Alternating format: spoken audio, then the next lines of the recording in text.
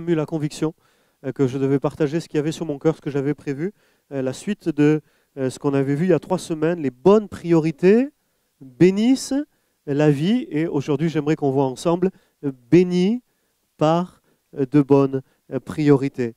Quand je finissais ce message, j'avais le sentiment que il y a peut-être des choses sur lesquelles j'étais passé trop rapidement ou sur lesquelles il aurait fallu que j'insiste davantage. Alors, sans être trop lourd, je voudrais revenir rapidement sur cette réalité. La bénédiction de Dieu n'est pas quelque chose de magique. Euh, j'étais, euh, j'étais normal et puis Dieu m'a béni.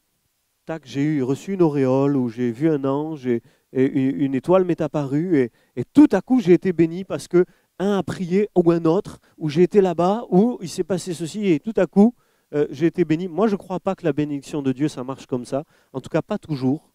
Et il y a beaucoup de choses qui sont liées à notre manière de vivre, aux priorités que l'on adopte dans notre vie, aux priorités que l'on décide d'abord dans notre cœur et que l'on met en application dans nos vies et qui permettent à la bénédiction de couler. Je crois qu'il y a un fleuve de Dieu comme l'image d'une eau qui coule, qui coule. Dieu veut nous bénir, alléluia, mais il y a une vie passée près de ce fleuve. Il y a une vie qui s'installe près du fleuve de Dieu, qui vient boire à la source, qui vient et qui revient. Il n'y a pas une douche qu'on prend une fois pour toutes. Bien une douche qu'on doit prendre tous les jours. Amen. Et il y a de l'eau qu'on doit boire, 1,5 litre à peu près, je crois, tous les jours pour que notre corps soit bien irrigué. Amen. Et je crois que spirituellement, il y a des bonnes priorités qui bénissent la vie. Bien sûr, il y a des mauvaises priorités qui apportent du malheur, mais je ne veux pas insister sur ça aujourd'hui, mais je veux insister sur les choses qui bénissent nos vies. Amen.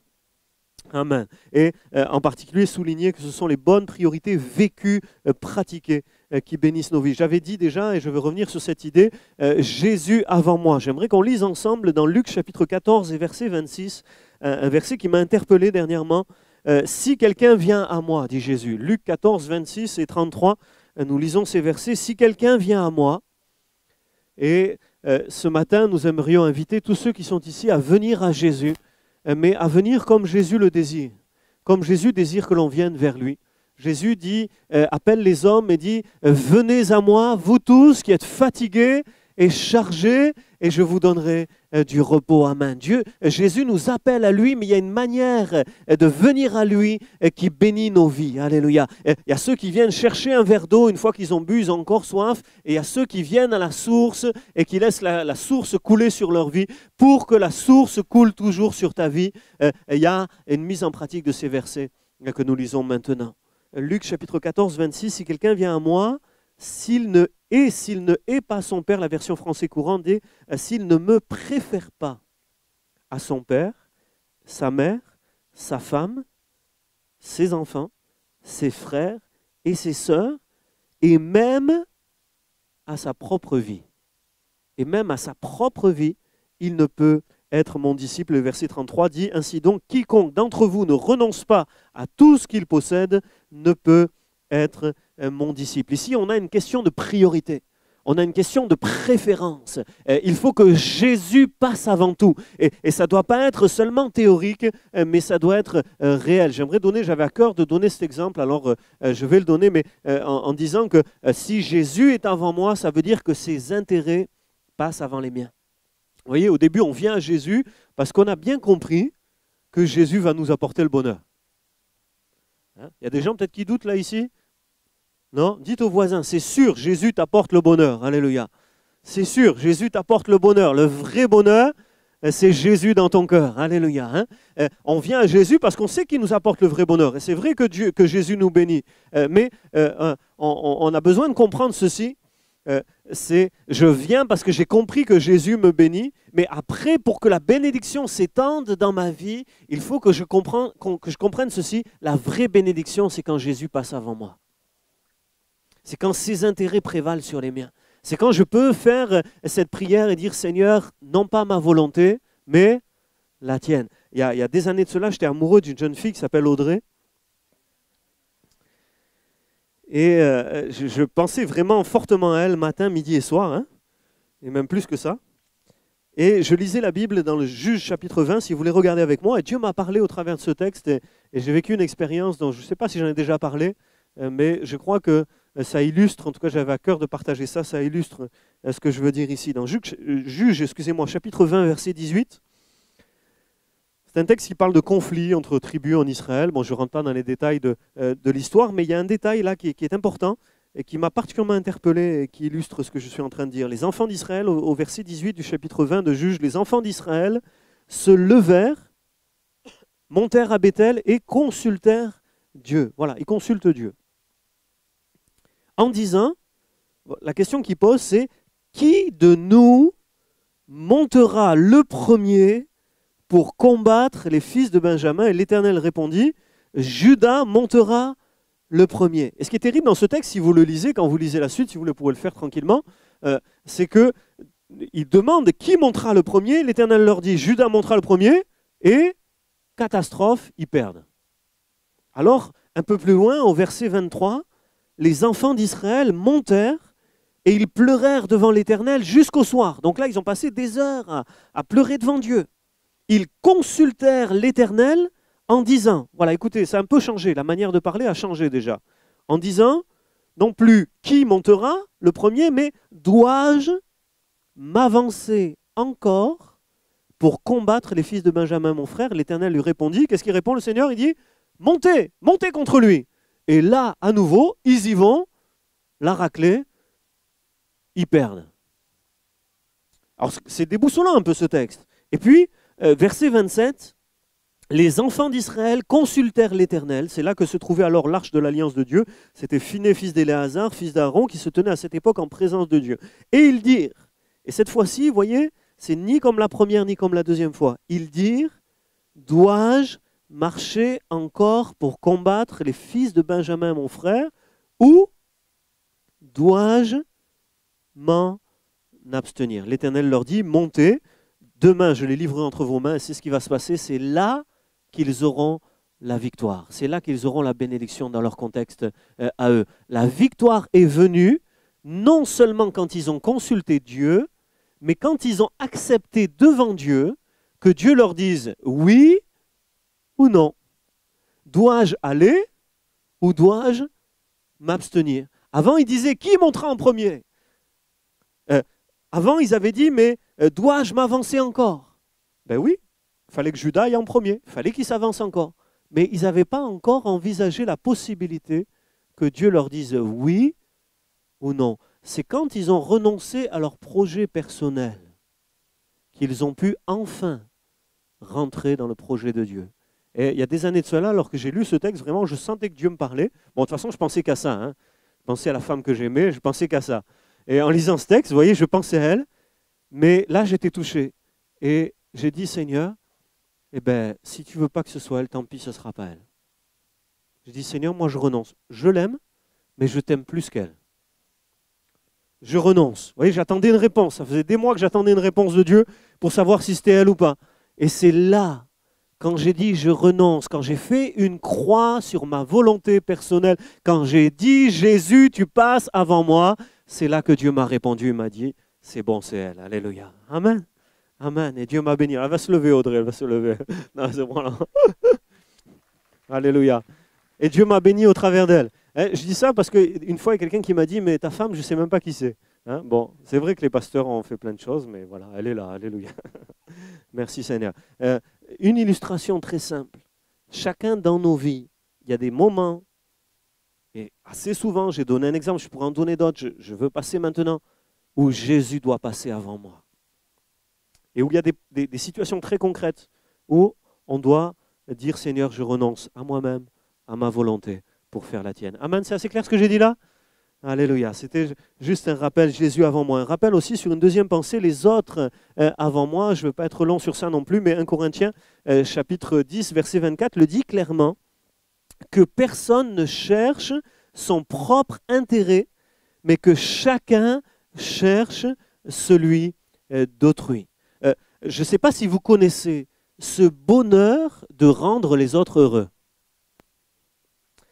Le bonheur de savoir que ce qu'on fait est bien, de savoir que Dieu nous approuve, le bonheur d'avoir une bonne conscience, le bonheur du devoir accompli, le bonheur d'être libéré de l'égocentrisme et de ces déprimes interminables dans lesquels sont emprisonnés bien des gens de notre génération à penser à eux-mêmes, à penser à eux-mêmes, à penser à eux-mêmes et avoir un mauvais regard sur eux-mêmes et à tourner en rond en pensant à soi. J'aimerais dire que quand nous-mêmes sommes en premier, c'est comme, si on veut, c'est comme de l'eau, je parlais de fleuve de bénédiction, c'est comme de l'eau qui est fermée, qui ne se renouvelle pas.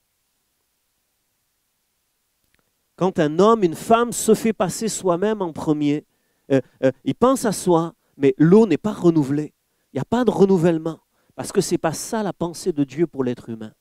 La pensée de Dieu pour l'être humain, c'est la pensée de Dieu pour lui-même, c'est d'aimer. Amen. Dieu est amour. Et Dieu veut nous tourner vers les autres. Lorsque je considère les intérêts des autres avant les miens, c'est là que je suis vraiment béni. Je ne parle pas de se négliger soi-même, d'arrêter de faire la douche, de se laver, de prendre soin de soi, de mal s'habiller, de se refuser tout plaisir. Je ne parle pas de déséquilibre. Bien sûr, des fois, il faut se préserver soi-même pour continuer à donner aux autres. Et bien sûr, il ne faut pas se carboniser au service des autres au point qu'après, on ne peut plus rien faire. C'est clair, je ne parle pas dans le déséquilibre, mais je parle d'une vision où ma vie, c'est servir au bonheur des autres. Amen. Amen. Amen. Dieu m'accorde le bonheur. Je suis béni de lui et ma bénédiction. Je veux passer toute ma vie à bénir les gens que je rencontre. Amen. Amen. C'est pourquoi lorsque tu es témoin d'un péché chez quelqu'un, qu'est-ce que tu dis? Tu dis Seigneur, bénis-le. Alléluia. C'est pourquoi quand quelqu'un est béni plus que toi autour de toi, tu dis Seigneur, bénis-le. Alléluia. Amen. Bénissez et vous hériterez. Et la bénédiction, c'est la pensée de la Bible. C'est un projet de vie. C'est un projet de vie à adopter et à mettre en pratique. Alléluia. Il y a des gens qui veulent adopter ce projet de vie-là? Alléluia. Amen. Vous m'encouragez. Merci Seigneur. Je passe plus rapidement sur ce point-là. Je veux aller à la suite. Pour la remise en question, j'avais déjà dit moi, avant les autres. Mais j'aimerais quand même dire à quelqu'un ici, j'aimerais que tu dises à ton voisin, occupe-toi de ta poutre. Vous connaissez l'histoire de la paille et de la poutre? Dis-lui, occupe-toi de ta poutre.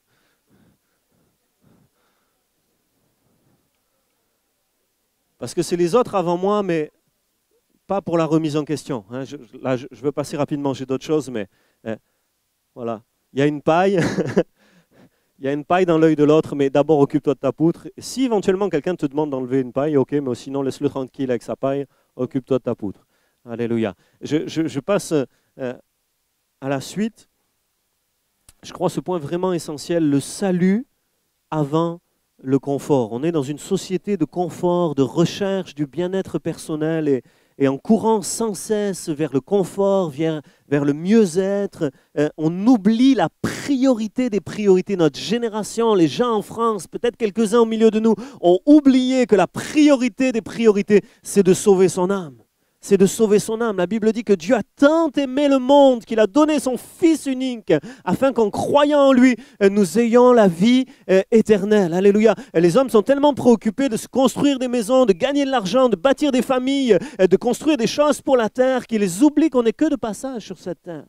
Et que tout ce qu'on peut gagner ici-bas, on peut aussi le perdre et on le perdra un jour ou un autre de toute façon. Même celui qui s'accroche à son or ne l'emmènera pas avec lui dans l'éternité.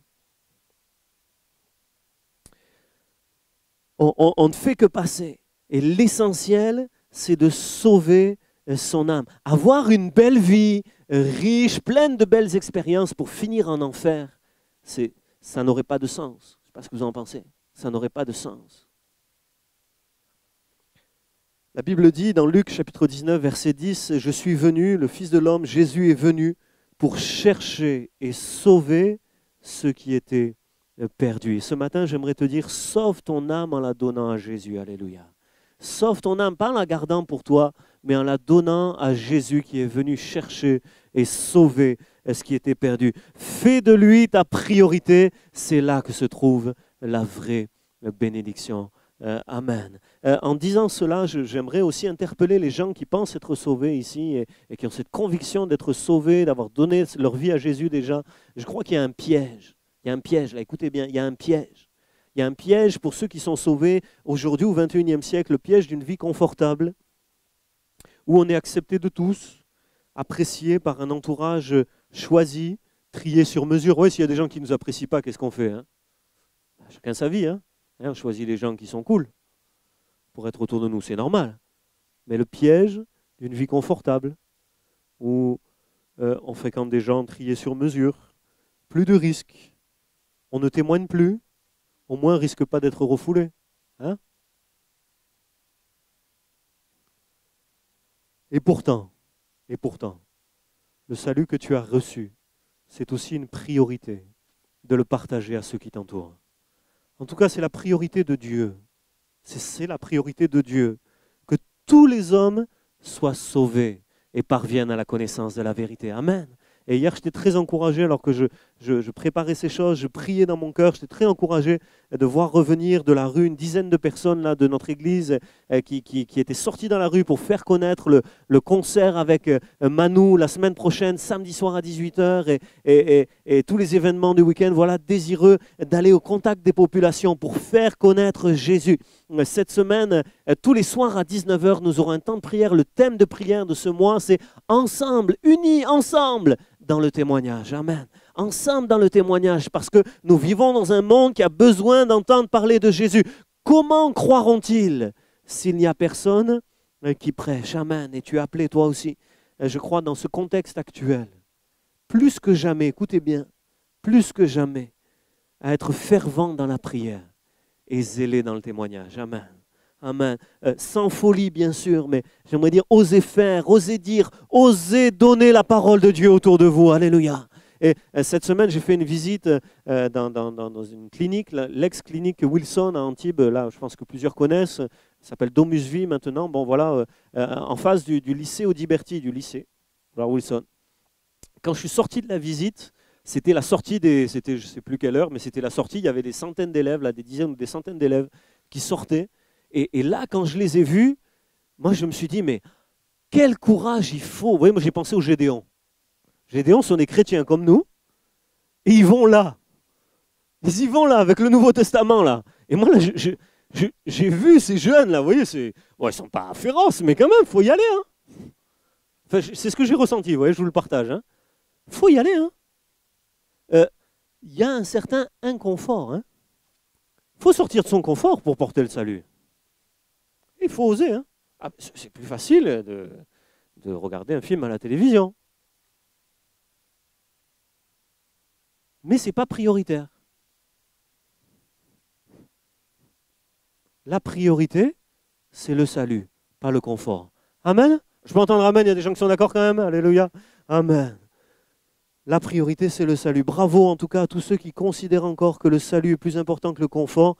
Et c'est aussi un encouragement à chacun à donner les prospectus que vous trouverez sur le fond, à afficher des affiches, à faire connaître l'événement du week-end prochain avec Manu et aussi à se mobiliser autour de la prière ensemble dans le témoignage. Amen. Une autre priorité, rapidement, mais je voudrais l'aborder, la sagesse avant le plaisir. J'aimerais qu'on lise ensemble dans l'Ecclésiaste, chapitre 7, si vous le voulez bien avec moi. Ecclésiaste, chapitre 7. Parce que notre société est une société de confort, mais aussi une société de plaisir. J'avais à cœur de dire ceci. La sagesse avant le plaisir. Dans Ecclésiaste chapitre 7, verset 1, le texte dit, c'est Salomon, l'homme le plus sage au monde, qui dit ceci, « Une bonne réputation vaut mieux que le bon parfum.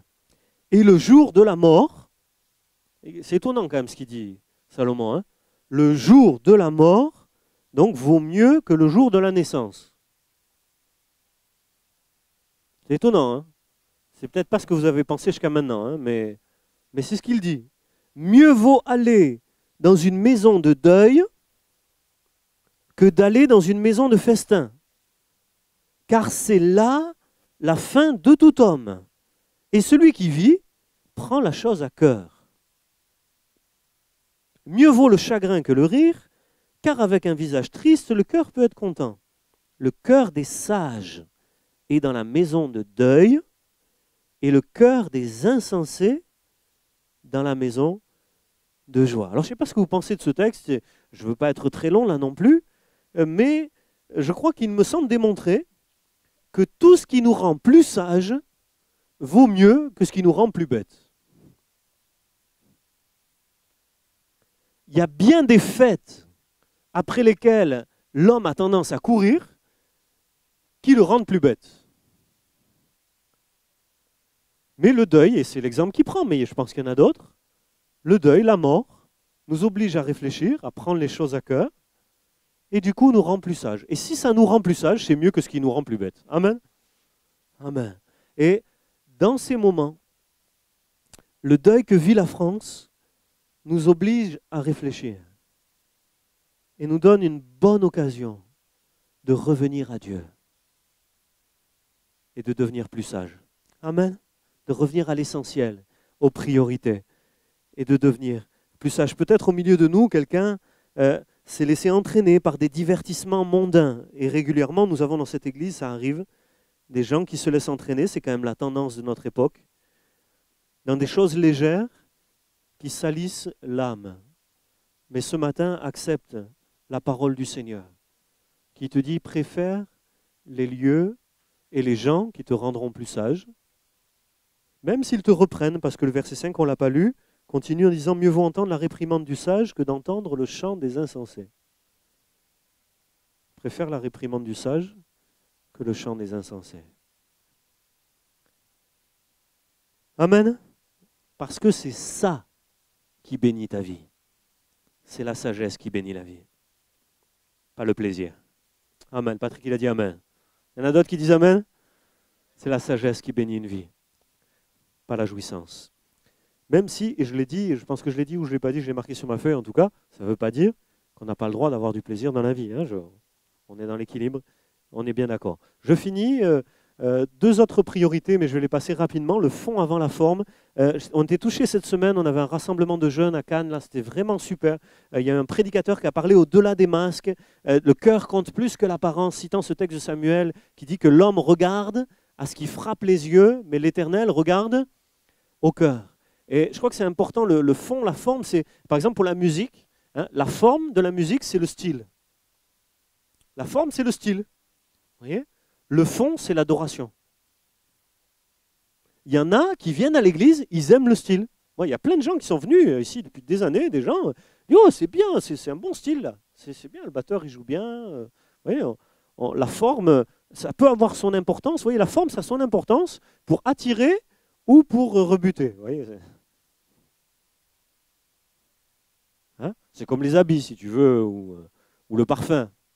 Parfum, c'est sympa, mais bon, voilà, un peu trop ou pas assez, bon, ça peut attirer ou rebuter. Bon, ça hein, c'est l'extérieur, quoi. C'est la forme, c'est l'emballage, vous voyez. Mais ce qui compte, c'est l'intérieur. Ce qui compte, c'est le cœur. Ce qui compte, c'est pas le style. Ce qui compte, c'est l'adoration. Combien de personnes ici, peut-être, ne viendraient plus à l'église si le style ne leur convenait pas? Alors que ce qui compte, c'est l'adoration. C'est pas le style. Dans le style, on fait des efforts pour être du 21e siècle et toucher notre génération, mais ce n'est pas le style qui compte. Ne vous y trompez pas. On peut soigner la forme et le fond, les deux en même temps, mais le plus important, c'est le fond. Alléluia. Et je sens comme un danger, je voulais le dire, voyez, je sens comme un danger sur notre génération. On fait tout ce qu'on peut pour être attractif, mais ne nous y trompons pas. Vous qui êtes ici, qui aimez Dieu, attachez-vous au fond des choses. Alléluia. Peu importe le style, finalement, ces choses, c'est secondaire, mais attachez-vous à l'essentiel, à Jésus, à sa présence, à l'adoration, alléluia, au cœur, aux choses profondes, essentielles dans vos choix de vos amitiés. Vos choix amoureux, pour ceux qui sont célibataires, attachez-vous au fond des choses. On n'est pas à l'abri de se tromper à cause du regard de l'extérieur. Et c'est pour ça que la parole de Dieu est là, pour nous exhorter à nous attacher au fond. Amen. Amen. Mon dernier point, et je finis, c'est la communion avec Dieu avant tout. Dans le psaume 84, verset 10, il est écrit « Mieux vaut un jour dans tes parvis que 1000 ailleurs ». Dans le psaume 119, verset 72, il est écrit « Mieux vaut pour moi la loi de ta bouche que 1000 objets d'or et d'argent ». Que tous les cadeaux du monde, que toutes les richesses de ce monde, la Bible, je ne sais pas si c'est votre sentiment, que la Bible vaut mieux que tous les cadeaux, toutes les richesses de ce monde. Et au-delà du sentiment, combien d'énergie pour bien connaître la Bible? Pour la lire, pour la vivre. Mieux vaut les paroles de ta bouche, de ta loi, que 1000 objets d'or et d'argent. La communion avec Dieu avant tout. Et écoutez, je finis en disant, je crois qu'il y a aussi un des risques de notre temps, c'est la suractivité. La suractivité. Être absorbé par le secondaire. Vous voyez, il y a une différence dans la vie, et je finis. Mais écoutez bien, il y a une différence, et puis vous méditerez sur ça, entre l'urgence et la priorité. Vous méditerez sur ça, vous réfléchirez sur ça. Moi, une fois, on me l'a dit, je m'en suis toujours souvenu, ça m'a fait du bien. Il y a une différence entre ce qui paraît urgent, les urgences. Ouais, tous les jours, il y a des urgences. Ah, c'est là, c'est là. Nous, pasteur, là, que j'ai fini de prêcher, quelqu'un me dit, oh, c'est maintenant, c'est tout de suite que je dois vous parler. Ouais, c'était urgent. Ok, c'était urgent. D'accord. Il y a une différence entre ce qui nous paraît urgent et ce qui est vraiment prioritaire. Toutes ces urgences qui occupent nos vies et qui ne sont pas prioritaires et qui des fois nous détournent de la communion avec Dieu. Le matin, voyons d'autres choses à faire que de se mettre devant Dieu dans la prière. Dimanche après-midi, autre chose à faire que de venir dans la maison de Dieu. Cette semaine, autre chose à faire le soir que de venir prier. Toutes ces urgences, toutes ces pseudo-priorités qui nous détournent de la communion avec Dieu et des vraies priorités.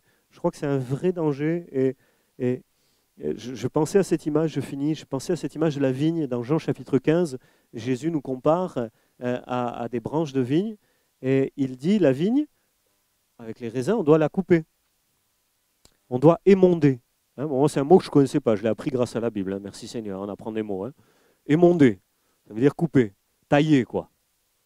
Il faut la tailler régulièrement. Parce qu'il y a des branches qui prennent de l'énergie, mais qui ne portent pas suffisamment de fruits.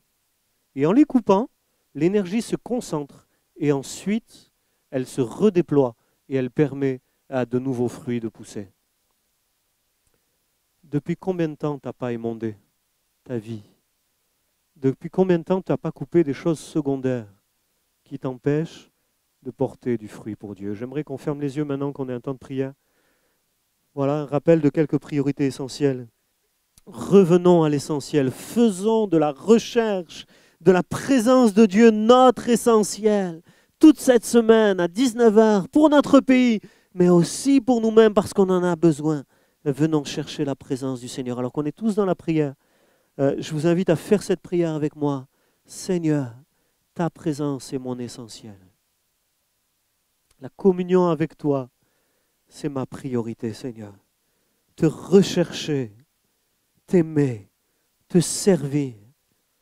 Permets, Seigneur, que les quelques vérités qui ont été rappelées aujourd'hui soient une bénédiction pour chacun et bénissent leur vie. Que ces bonnes priorités soient mises en pratique et bénissent nos vies aux uns et aux autres, au nom de Jésus. Amen.